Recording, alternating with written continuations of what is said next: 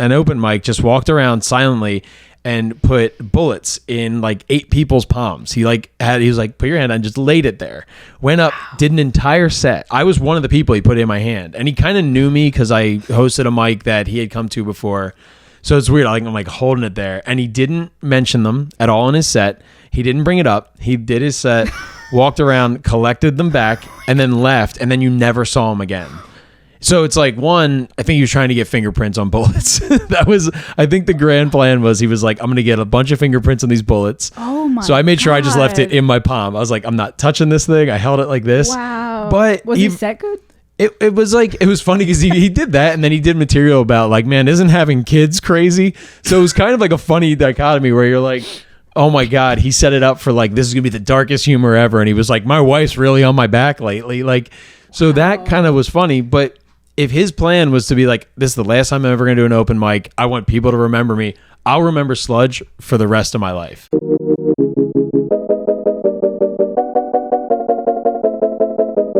Ladies and gentlemen, you are listening to the Pranzata Podcast. This is your host, Andrea Pranzatelli. This is episode number 122 on the Pranzata Podcast here on YouTube. This is the second appearance of John Montague. I believe I had him about a year and a half ago at this point, so I'm excited to have him back. Just to explain who he is for those who haven't seen that episode, he is a stand-up comedian from the Philadelphia area. He also happens to be a co-host of the That Rules podcast, and he's the co-producer of a comedy show called Shock Drop Comedy. Before we get into it, I have some questions prepared for him today. If you like what you hear today, please don't forget to hit subscribe. It is my mission to grow this channel this year, and your support would be incredibly helpful. Okay, so I had to like take a lot of breath for that because that was like, I respect it. I can't do an intro for anything. Like hosting a show, hosting a podcast, I'm always just like, say your name and who you are, and I'll just sit here. I'm kind of an obsessive person, so I don't know if it's like a slightly spectrum-y thing. I'm like, I have to keep it in a certain order. I don't know what it is. But okay, my first question for you, as a fellow podcaster, because I feel like the last time I interviewed you, I touched a lot on comedy, but I didn't really ask you about podcasting. Yeah. What do you find to be the biggest challenge about being a podcaster? Consistency is like, we were just talking about it, but it's like we're currently in our like third hiatus. We'll call it summer break of That Rules, because it's just like regular day life gets in the way. And I think it's like, you listen to so many podcasts and everything that are like professionally done, or it's somebody's only like stream of income outside of like comedy or music. Yeah. And you're like, oh yeah, that person doesn't have to like do all the back end stuff. The other stuff. Yeah. So it's like, the consistency and just finding like, especially because I co-host it with Matt Peoples, shout out to Matt Peoples.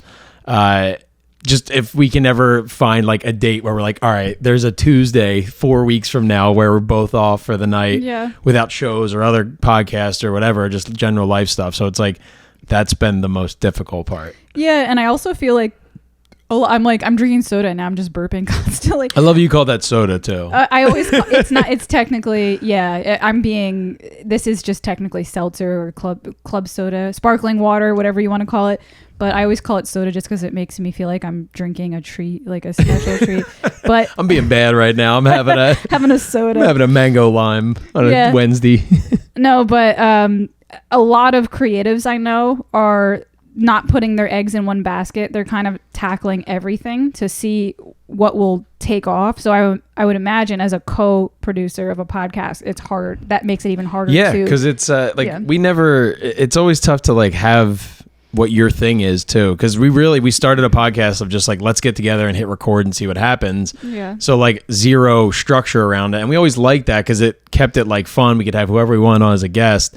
But then like it got to a point where you're like 100 episodes and you're like, you keep doing that, did I tell you this story yet? And then whoever's listening is like, we've heard this story like 11 times and it's different every time. So it's like, just trying to find that what our thing is. So we're in that realm now of like, do we want to shift? Do we want this to be more of an interview podcast? Do we want to open it up beyond? Because it's mostly been comedians that we have on, because that's who we're closest with. That's who can, come out on a Wednesday night and like neglect their family or whatever. It's like, that's exactly why I've taken the route of doing the questions format, because I've noticed the same thing with a lot of comedy podcasts. I'm like, okay, everybody's podcast is just a recreation of Joe Rogan at this point. Right. It's like, well, actually, Joe Rogan's podcast has leaned more towards educational at this point. But whenever he interviews comedians, it's like, let's sit around and shoot the shit. Yeah, let's just have fun. Let's have fun. Yeah. And I think, unfortunately, that didn't work for everybody because there's just an oversaturation of that. 100%. So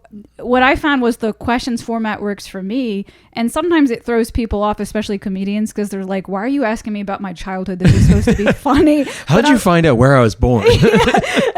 But it's like, I just find it something different. Like I don't want to ask the same, and like I have comedy questions after this, but I don't want to ask the same comedy questions to every comedian, like, how do you deal with hecklers? Right. It's like, okay, now it's just becoming the same. Everyone can find that just by scrolling enough on Instagram or TikTok or YouTube Shorts. It's like there's enough people out there putting out crowd work or talking about a time that they bombed or something like that. So yeah, it's become a point where it's like the people that are successful doing it, that format of just two people messing around or one person ranting, they can keep riding that wave. But it's like, I feel like that lower tier, which like we've been, the whole time, because it's just it's a free, fun podcast. It's like, all right, now we got to shift it. If we do want this to become either a revenue stream or if we want it to become just, a billboard for our comedy or whatever it might be, then we need to figure out how to get it to more people.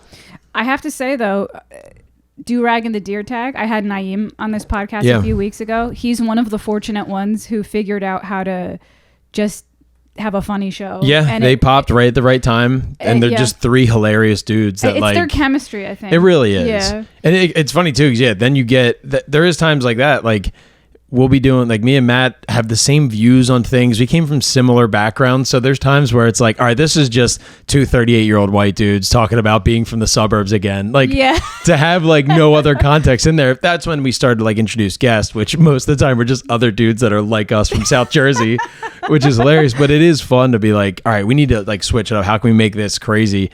And those three, between Drew, Naeem, and Rob, it's like, the different weirdest and best mix. They're all three hilarious people in their own right, and you put them together and they just complement each other really well. I asked Naeem about it on the podcast, and what he said was that he's a black guy that loves doing white things, and Drew's a white guy who loves doing black things. It's the best formula. That is so... I never put it that way, but now that you say that, it is. It's like almost like a TV show, like chemistry. It's perfect racial harmony.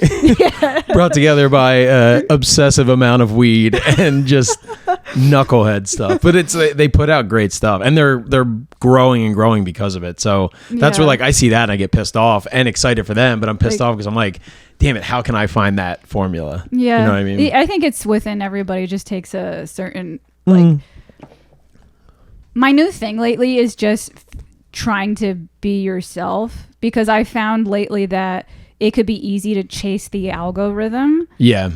But you can get yourself in a situation where you're following the trends, but then I think the crowd can kind of understand when you're full of shit. They can read it. Oh, yeah. Yeah. So I think it's important to, like, as you're finding what is your footprint in this, or like what is your thumbprint in this, to find something that genuinely resonates with you. Right. And that it might not build a following fast, but it will build a genuine following of people who like, feel some connection. Right. I always try to think of that, because I'm like, into the sense of when I was saying it's hard to, like, for both of us to be able to schedule something, let alone when we had a producer working with us, we're working on his schedule as well. So I always constantly think of, like, what can I do on my own to put out, even if it's just like me and one other person or just me. So I'm like, all right, what are my interests? And then that's where I'm always like, nobody gives a shit about golf, but it's like there might millions of people that golf. You might it's like to do, and I did like something with golf before, so I'm like, do I bring that back? Or it's like, I love like a specific type of music. Like, do I just focus on that and just try to get maybe people that like it, or even musicians in the area that perform that kind of music? Yeah. I think I had too much.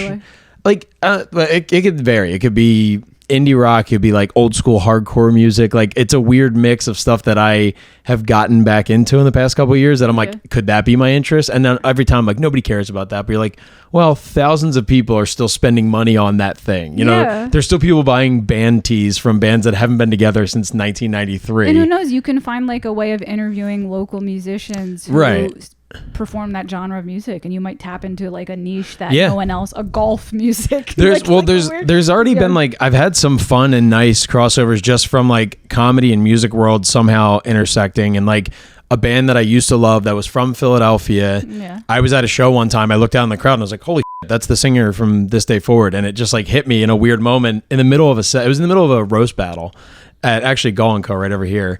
And I was like, that's a guy who I used to, when I was like 15, 16, I would go to his shows and would be like the sweaty kid in the front row at a basement show in like Center City, Philly. Yeah. Now that band like is getting back together. I've now started talking to that guy through like Instagram of just like, hey, I was a big fan of yours. He was like, oh, cool. I saw you and I enjoyed what you did. So now there's like a weird thing where I've built like a, so like I don't know, like a pseudo friendship with a guy that used to be like oh my god, this guy's the singer of my favorite local band. I say follow the thread. Like if that weird stuff keeps happening, just like keep diving in. Yeah, which I'm glad they have a reunion show at the end of the summer. I'm very pumped to go to that. He was like, I've shared some of your like clips and stuff with guys in the band. I'm like, oh my god. 13-year-old me is doing backflips right now, like so excited. That's the best. I'm like trying to keep it in. It's like, meanwhile, this band hasn't been around for 20 years, I think, which is crazy to say now. Like, as you get older, and you're like, I haven't been to that place in 25 years. Like, oh, shit. Okay, my next question for you. I feel like this is an interesting segue, like just what we talked about. If you were guaranteed wild success, but you had to only choose that success in stand-up or podcasting, which would you choose? No, stand-up, 100%. Yeah? Yeah. Okay. It's the most fun thing there is. Like, podcasting is fun, but it's like so much of it is like you have these great conversations, and then you can probably attest to this too. The moment when you're done podcasting and you have nothing else to talk about is always the weirdest moment. Whereas like stand up, as soon as I get off stage, all I want to do is go talk to other people about stand up and about like, oh, I was working on this joke. Did you hear like this new tag? What do you think? And like workshopping stuff with people. So yeah, it would 100% be stand up. That's good. That's good to know. Yeah. You know? Okay. So that was a quick answer. Okay, next question. All right, back to stand-up comedy. Do you have any stage fright as a stand-up comedian, or do you feel comfortable at this point? No, it's always weird. It's different. Like I don't know. I think I've been doing it like 7 years now. I think that next month will be 7 years if I do the math right. And that's like counting doing like kind of that like COVID year where it was weird. I did one Zoom show that I wish I could forget, but I can't. But it's like the stage fright has just changed. Like now I've been trying, I have like 15, 20, 25 minutes of comedy that I love and I know works. Yeah. And I've been trying to force myself to like do new stuff. So now I have like a whole new fear again on stage. And it's like fear in front of, it's so funny because it's fear in front of 6 people sometimes, like at an open mic, but it's like a weird new one. But the one thing I will say though, like from experience, that like fear and jitter goes away as I get, like, once you get that first laugh, you're like, all right. I also think it's a good thing. Yeah. It's so, I mean, I always had it too. Like, I grew up playing sports. I played college baseball. I played a little bit after college. And it's like, I would be a nervous wreck right before going to bat every single time. But as soon as like I stepped in, I was like, all right, muscle memory. This is a comfortable place. Like, what do I have to do? What do I have to focus on? So like continually doing that in stand up means just getting out to new and different rooms. That's where I have to like force myself. And that's where it's weird. 'Cause you're like, last night I went out, I did 3 open mics in one night, and I knew maybe a total of 4 people between all 3. So it's like, all right, well, these are all new people. Let's see if you are funny to them. Yeah, no, when it comes to nerves, I do think it's usually a good sign, because I have some students, for example, like I teach music lessons. I have one vocal student who she's by far, I mean, I shouldn't say who's the most talented student of mine in case any of them listen. So I'm not going to say that. But what I'm going to say is But you know who you are. You know who you are. She's very talented.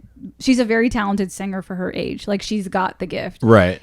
She just got accepted into a musical recently. I think it's over now. But when she got accepted, she told me, she was like, I keep getting nervous and stage fright on stage, and it won't go away. How do I get rid of it? And my answer to her was, you're not going to. You just have to. It's repetition. Yeah. It's like, and it's weird. Like, if it's almost one of those things when something doesn't get you nervous, it's like you have to reassess. It's like, all right, is it time to stop doing this thing? Yeah. Like I had that with baseball. Like I chased that dream out of college. I was like, I played like a minor league season kind of, and it got to a point where like I got comfortable and I was like, oh, I don't think like I'm nervous about this anymore. I'm also not doing great at it.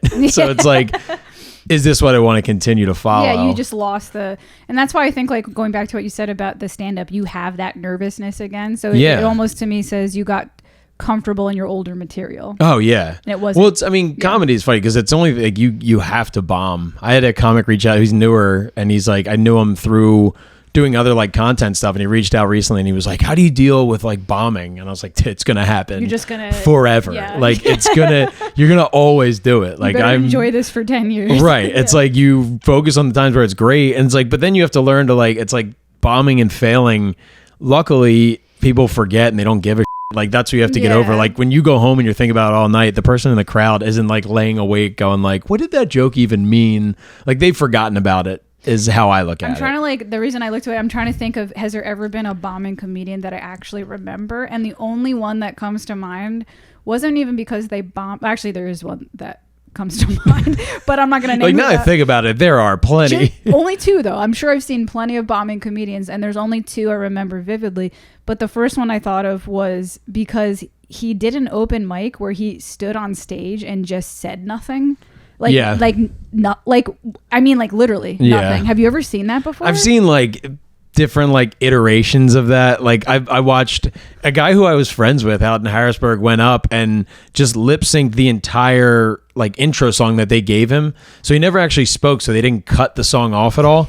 And then he just lip synced literally a 3.5 minute song and then got off stage. And at parts it kind of crushed. But it's like, I've also seen him do it places where they're like, but he committed to it. So it's like, sometimes it's like, if you can commit to it, but yeah, sometimes it just, when people try to like reinvent, they're like, I'm going to go up there and just make sounds. And you're like, all right, do it. But find a way to make it funny. There were musical composers that did that too. There was this one, Adams.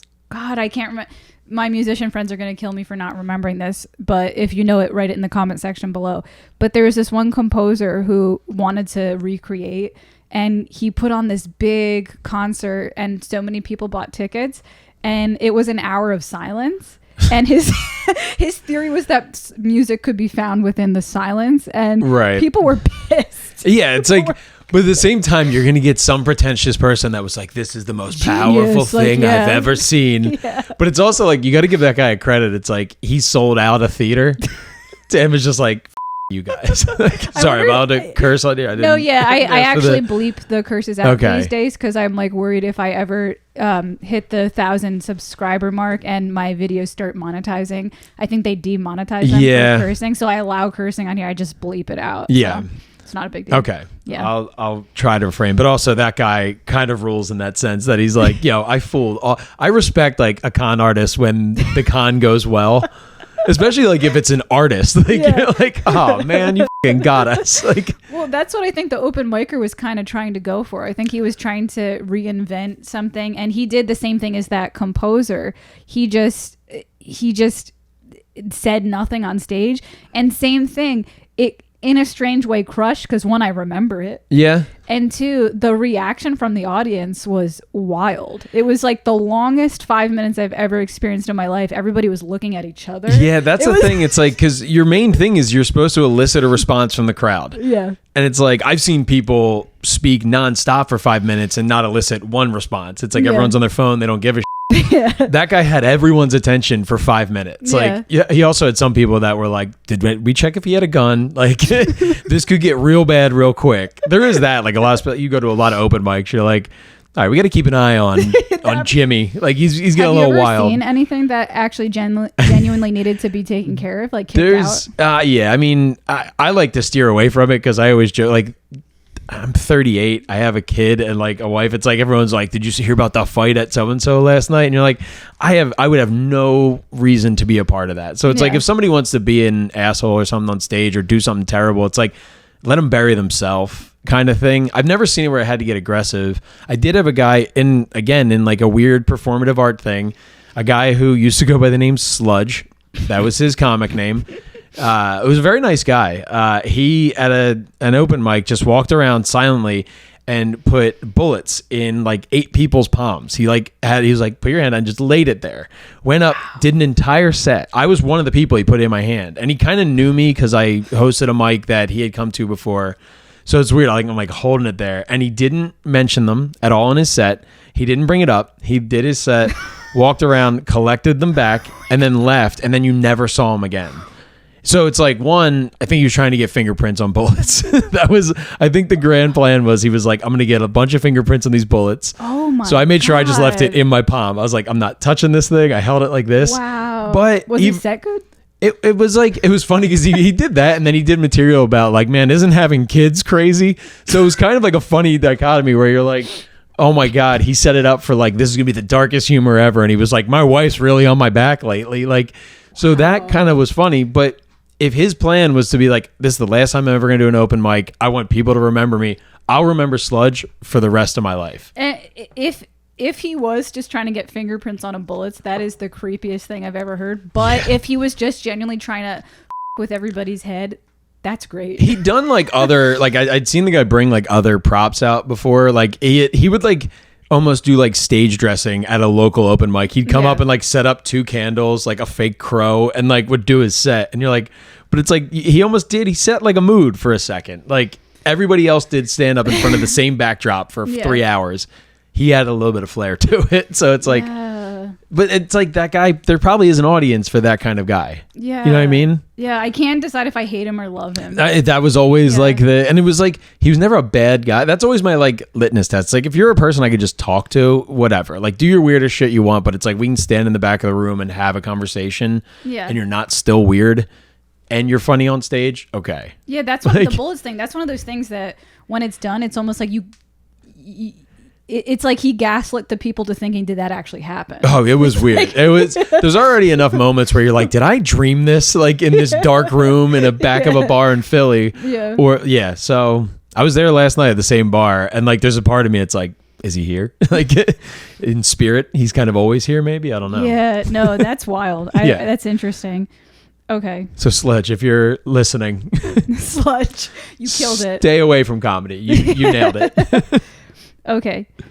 All right. So transitioning to another topic, you mentioned being sober for 2 years now. Yeah. In September will be 2 years. Congratulations. Yeah. Thank you. I remember on our first episode, I asked about your background story, and you said that you never had really an alcohol problem. It was just a health choice. Yeah, it was weird. Like the more now that I look at it, it's like, yeah, there were parts of me that were like, well, you're giving it up because it's getting in the way of you achieving something, or you know, consistently feeling good. So like when I first gave it up, I was training to run a half marathon. And I remember that. It was it was great. But the thing that sucked was like in the time between when I gave it up and the marathon, I got COVID. I got a sinus infection. I was like sick off and on. I couldn't like run or anything. So I didn't get to experience any of like the good parts of giving up booze. Yeah. So I was like, let me just keep it going after the run. And then it just like snowballed into where I was like, oh, I guess I really never loved drinking. I loved everything around it, which I could still do. Like I still go out to comedy open mics. I'll drink non-alcoholic beers. I have material about being a phony. It's funny. Like, I found that after I asked you that question, because I was like, do you drink non-alcoholic beers? And literally today I was looking at your Instagram to like make sure I got the names of your shows and everything, and I saw you had a clip about non-alcoholic beers, and I was like, that is so funny, because like just to share with the audience as well, if anybody doesn't know, I'm also completely sober, and also for no reason. Like I'm not an alcoholic, I'm not a drug addict. It's just a personal so funny choice. That you have to throw a disclaimer on that, like because I don't want to like belittle it. Like I know there are people that have given it up because it was like, I give this up or I die, or I give this up or I lose my family. So I respect the hell out of that. Yeah. But it's like no one ever talks about the fact that some people just give it up to give it up. It's so for me, it was okay, first of all, I love the taste of wine and I love the taste of beer. That's why I drink non-alcoholic beers. By the way, shout out, this is not a paid commercial or anything, but I just wanted to say this. Shout out to Athletic Beer, non-alcoholic, it is the best. It tastes like real beer. They nailed it. There's been a nice crossover too in like the running world that I float in and out of like being obsessed with running and comedy. Athletic brewing has come up a lot in both, and it's very good. So not a commercial at all, but I did apply to be an ambassador, and you guys did not get back to me. So if I ever become monetized, if they didn't get back to you, they probably won't get back to me. They might have. I'm just very bad at checking emails. if I ever get monetized, I want them to be one of my what do you call it? Not commercials. Sponsors. I would love, because they're so good. But anyways, back to what I was saying. They're your AA sponsor. What do you call it? Oh yeah. So for me, I just thought about it one day and I was like, wait a second. I get hangovers every single time I drink, even if it's one drink. Like I get a hangover. I get bloated and fat. I worry about my safety. I get broke. Yeah, you start to do the math of you're like this thing that I thought was like a thing I just do and I'm having fun is like really heading down a terrible path potentially. Yeah. Or it couldn't. Who knows? But it's like I don't, and like a lot of people also, I feel bad saying this, but a lot of people my age don't look good. And I really think people will say, "Oh, you get older," and I'm like, I've seen young people, I mean, not to put you on the spot, but I feel like you look very good for 38. And I'm like, I think it's just because you don't drink. Like, I think a lot that definitely, well, that was like a huge thing. I stopped drinking. I lost like 15 pounds right away that I didn't know I had to lose. Yeah. Like, because I was always healthy, in shape, but I drank like, consistently a couple times during the week. Never like super heavy during the week, but once a week when that drinking was getting heavy, that would lead to like pigging out and everything, which I still do now. But it's like, losing that weight right off the bat, and then people are like, you look better, and I'm like, oh, okay, cool, that's cool. Like, even if I'll see some people that will just learn to cut out beer, and they're like, I just drink like a little bit of wine a couple nights a week, and you can see a difference in that. So it's like, I give people credit that like, I think you have to every couple years like take inventory and reassess everything. You're like, all right, I've gotten this far being this person. Yeah. What can I do to improve that? And that was just one of the things. Like, I was like, the amount of money now, it's like, I don't have as much remorse. Like, if we want to go spend money on takeout, I'm like, oh yeah, well, I haven't drank at a bar in 2 years. So I've saved X amount of dollars. Like, I'll justify it into spending it on, a good meal or like going somewhere and spending a little bit more money on something. So it's interesting the other stuff that comes along with it. Yeah, no, I just, and it's, by the way, no shade towards people who drink. I'm not like judging or criticizing. I am. Put it down. It's just, for me, it was just like, I don't like this. Why am I going to keep doing this? But actually funny, I had a question about that. Do you find it difficult to socialize with other comics as a non-drinker? I've had to relearn. I've really reassessed like relationships I've had with comedians where I was like, oh, we've only ever interacted together when one or both of us is drunk. And it's like, and because most of the people I interact with in comedy, it's just at shows, just at mics or some kind of event. Like, I don't see them on my day-to-day basis.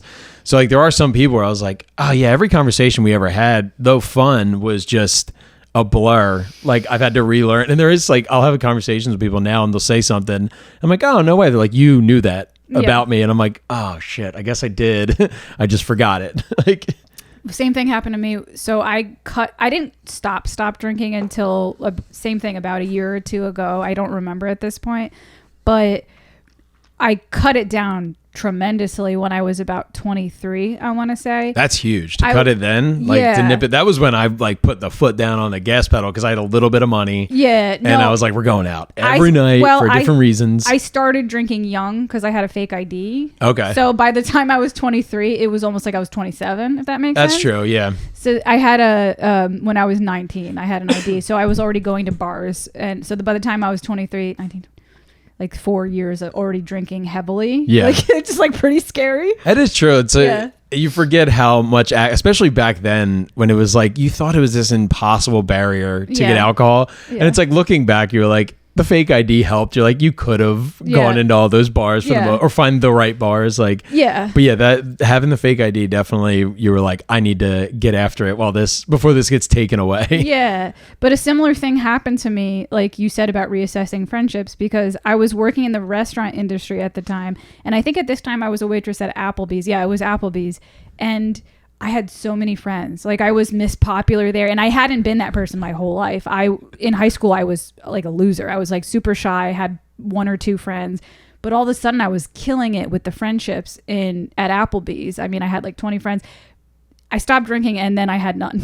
Yeah. And I was like, where did they all go? Yeah, you find like that was our common thread was we were just raging alcoholics. Yeah, and I would ask them, hey, I still want to spend time together. Can we try going for a hike? And they'd be like, no. Yeah. I'm going to sleep until 2. I'm laughing at myself too because I'm a Chili's alum. I wasn't eating good in the neighborhood. I was more of the sizzle variety, but I don't speak to anyone that I worked with at Chili's anymore because it's like, it's also nice to look back and be like, well, that was a different chapter of my life. Like those are people I had fun with. We, became friends, but then, the common thread that kept us together was we both served fajitas and we both like drinking after we served or during while we served fajitas. Which had its purpose. I mean, it was for 20s, it was a great time to date people. I remember I dated a lot of the people that worked there, so that was fun. It was always interesting too to be like, because that was when I knew my amount of money I needed to make to have a fun weekend. So I'd be like, all right, let me work Thursday night, Friday night, and then as soon as I hit that amount of money, let me just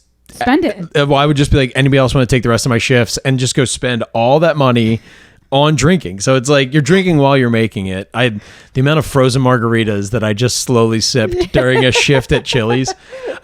There is weird stuff like everyone asks like, what do you miss from drinking? There's only like a few things I miss. And one, it's not a good thing to miss, but I miss the drive from Chili's back to my college house. And I would have the biggest to-go cup possible full of frozen margaritas because they had to empty it out every night. So the bartender would be like, let me just top you off.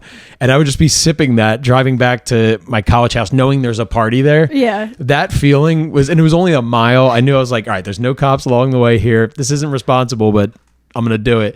And even if I got pulled over, I feel like a cop would be like, is that a frozen El Presidente margarita? There's like barely no alcohol in it. Like, although they would add a little bit more for every server that worked there. I did stuff like that too in my 20s just because it made me feel cool. Like it was that. And the stuff that you did by yourself that like I used to, again, not a thing I'm proud of, but when I was like 22, had a job right out of college, on a Friday in the summer, all my friends would be down in Sea Isle because they had like a house or somebody knew had a house.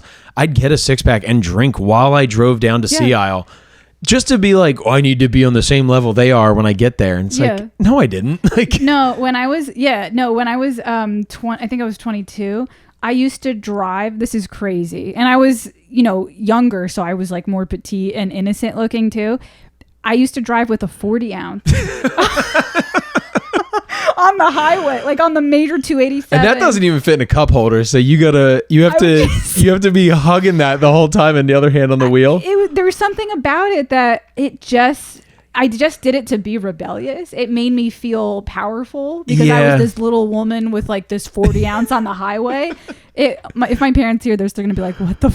Like I just picture you're like bumping Michelle Branch or something that is like not 40 related, and you're like, I don't like typical white girl music or white girl alcohol. I didn't like White Claws, and I don't like that style of music. But see, White Claws were one that was where like when everyone's like, did you have like anything? Those were the things that were always like too dangerous for me. The last night I drank a bunch of White Claws because they're just so easy. It was like the easy thing to do. And it was a roast battle at the mic that we run over in Jersey. And I said some things I didn't love to like people that I like a lot. And they knew it was like in good fun. But like looking back, I'm like, oh man, I shouldn't have had 11 White Claws or whatever it was. When was that? 2 years ago. It was August 31st, whatever the last day of August is, 2 years ago. Maybe that was the last time you drank. It was. It's the last night I drank. Okay. I know that. I went out with a bang. And I was hurting because I literally told myself all of August. I was like, well, I'm going to stop at the end of August to start training for this marathon in November. So I was like, September 1st will be like my cutoff. And I did. I kept to it. But it was like, I remember the hangover, like the day I gave up drinking.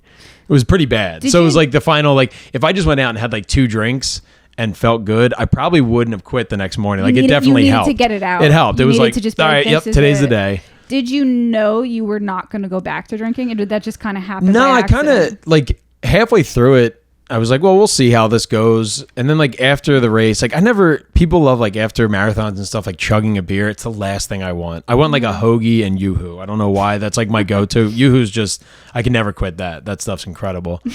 And like I saw people like chugging beers after the half marathon. And I was like, I don't want to do that. Like I just want to go home. I want to pig out. So like, I don't know.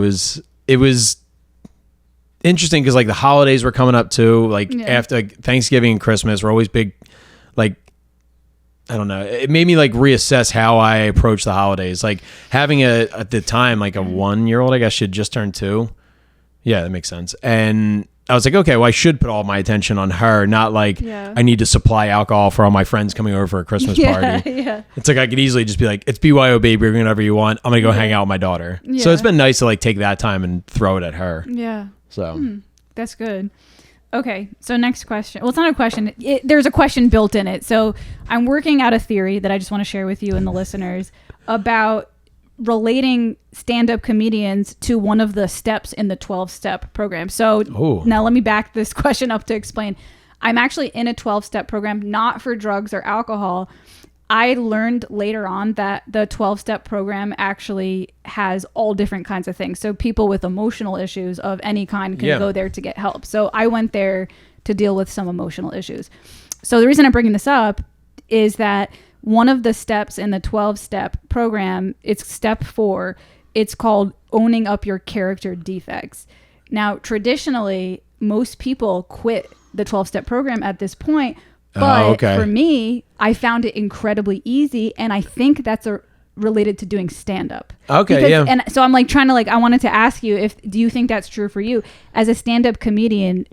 Because like going back to what I was saying about this step 4, all the people are like, I can't write a list of my defects. I can't look at myself and look at my flaws. In comedy, you're like, I'm starting with that. So it kind of just made me realize, wow, this is a superpower that comedians get to experience because you have to just go up there and kind of make fun of yourself. And I always struggle with that in comedy too, of like being vulnerable and like, you're like the weird thing in your head.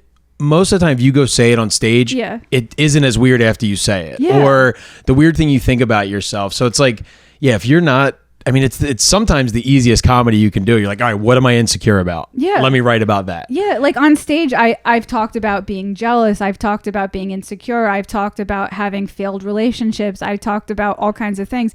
You know, Naeem was telling me when he first started doing stand-up at an older age, he felt like it was actually a great place to start because he just walked on stage and he was like, I live with my mother and I cheated on my wife and I'm divorced. And he just owned it. So I'm like, wow, I think that's why step 4, like all these people were like, I can't do it, I quit, go back to, I mean, I don't mean to make fun of anybody, but they're like, go back to alcohol and start again in a couple months. And I'm like, this was a piece of cake for me. And I think that's strange. And I think it was a result of doing stand-up. Well, the funny thing too is like I've been doing a lot of material about how like I gave up drinking and nothing changed in my life. It's like it turns out like my brain was the problem all along. Like, so that's been a weird thing too, where it did bring to light like things where I'm like, oh, I never thought about that because of alcohol. Like I would be like, oh, I do this thing because of alcohol. Like I eat bad late at night because of alcohol. I still eat terrible late at night now with no alcohol. Like there's tons of stuff like that where I'm learning. I'm like, oh, I was blaming alcohol for things that were just my tendencies. So like that's been interesting. But it's in, like you said with the 12 steps, it's like that's what I don't think it's marketed enough that like those programs are good to apply to any situation. Like if you're going through a midlife crisis and you're like, I need to reassess and like start over on it's a good basis. Like my dad was a Gamblers Anonymous, like a big member of Gamblers Anonymous. And I went to a couple meetings with him and it was weird because I was like, I never gamble. If I do, it's like little bits here and there. But like there's stuff from those meetings that I've been able to apply to like work life, family life, everything that I never would have had even the wherewithal about. But it's like you're not just going to go sit in on an AA meeting and be like, I don't drink, what do you guys want? Like it's weird. I've tossed that around, like the idea of going to AA meetings almost not for entertainment but just be like, it's another group of people to talk to about something. And it's funny how much it's designed like an open mic because they give everybody 5 minutes on stage. And everyone runs the light. And there's a light. Like I don't know if it's actually a light, it's just a timer, but they're like, okay, 5 minutes, and then 1 minute, when you have 1 minute left, they'll be like 1 minute, and I'm like, this is literally. Oh, really? I've never seen. With the GA was like those dudes would go off for like 12 minutes, 20 minutes, and it was like it was the realest audience ever because there would be guys in there who'd be like, "Shut up, you're lying," in the middle of somebody like sharing something, because like these guys had seen it forever. There were some like old dudes that have been like in the program for 20 plus years, in and out. They've like relapsed, gambled, haven't. And like they would hear like a young guy come in. He's like, I haven't placed a bet in 2 weeks. And they're like, liar. And you're like, oh my God. They have hecklers. He was entertaining. Then but sure enough, like if you went back like a month later, the guy's like, thank you for calling me on my bullshit. I gambled on the way there. I was in the bathroom gambling. Like, that's hilarious. I mean, I don't want to totally promote the 12-step program because there are some things about it that I am skeptical of. Right. I don't want to get too much into it because it might be against the traditions. You're not supposed to talk about that stuff on here. But I would just say to the listeners, if you do think about going, definitely hold your guard if something feels, because you're working with a bunch of addicts. So sometimes, I mean, my sponsor's great, so I'm not talking about my sponsor, but I've heard of situations where sponsors were really not fit for that. We're guiding people in terrible directions. Yeah, because you think it's like you want to hope that the person's the best intentions in heart, but it's like everyone's different. There's every possibility is out there. Like there's somebody that's using that program for a totally different reason sometimes. So it's like, you have to keep something to yourself. I think you should always be a little bit guarded of yourself. Like healthy skepticism. Yeah, it's fun to open up to somebody, but it's like there are things where you're like, let me figure this out before I throw it out there for everybody. Or like learn how to be able to discern, make your own decisions. That's actually a big part of the program I've learned is it helped me deal with a lot of stuff initially. But then once I got past step 6, I'm not done yet. I'm on step 8. I'm almost done with it. But once I got past step 6, I was like, wait a second. The first 6 steps, I genuinely needed guidance. But now I'm starting to feel like a healthy level of skepticism towards some of my advice I'm getting. And I think a big part of this is learning how to like trust my intuition and my gut and being able to discern what's the right decisions for me. Right. You know? Right. It's weird. Like I always think of like trying to apply the 12s. And again, I don't have enough knowledge of the steps or how things are, but it's like to something like grief or something. It's like, it's at least like a structure. Yeah. And then it's like, there's so many things I like to like pick and choose from. Like, well, I'm not religious, but I do believe in these things from this religion. Like this is good things to keep in mind. Yeah. I'm not, and I'm not political, but it's like this side has good points on this. This side has good points on this. It's like, I like to, and I think that comes back to like comedians in general. You can either be polar on one end of like, I'm this person, I'm a steadfast. It's like, or you have to see things from both sides. That's what it is. That's why to try to find the funny in it. That's why so many comedians are genuinely like, they can't pick a side to anything because they're highly observant. Yeah. And they see things from multiple vantage points and they make fun of multiple. Right. And that's what I want. Like you need that. Like as much as like with an election coming up, it's like, it's going to get terrible with comedy. We're going to hear the worst stuff, but it's like there's also going to be somebody that makes fun of both sides, gets both sides to laugh, and does their job. Like they didn't neglect 50% of an audience. Like so it's always like you have to, as much as you want to be like, I'm up here making a stance on something, it's like you got to relate to a room of 6,000 to 6,000 people depending on what your scale is. Like so like it could be I'm just trying to find a way to relate to these 5 people in a back bar on a Tuesday night in Philly. Yeah. Or, there's people that are in arenas now and they're like, I got to relate to like 20,000 hammered people that like half of them can't hear me. Yeah. Do I just have to do silly movements to get them like to laugh? Like you have to constantly reassess things. Yeah. No. So I think that lens, like comedy has shaped like how I approach day-to-day things too. Yeah. So that's a really good point. Okay, my next question. I felt like you'd be the perfect person to ask this because you told me you're about to have your second child. Yes. Okay, so this is another question that needs a backup story before I ask the question. I've been single for 6 months, and I think it's time to start putting myself out there. I'm getting a new apartment in 2 weeks. It's like a rebirth season for me. I just realized when I go out there and date, when they ask the question, do you want kids? I have no idea what to tell them. So my question for you is, I asked one of my male friends recently, he's a musician, and I was like, hey, you decided not to have kids.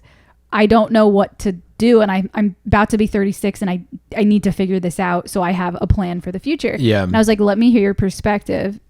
And the reason the reason I'm confused about it and conflicted about it is because I'm very attached to this podcast, and I'm very attached to music, and I don't want to lose that. So I asked my friend and he was like,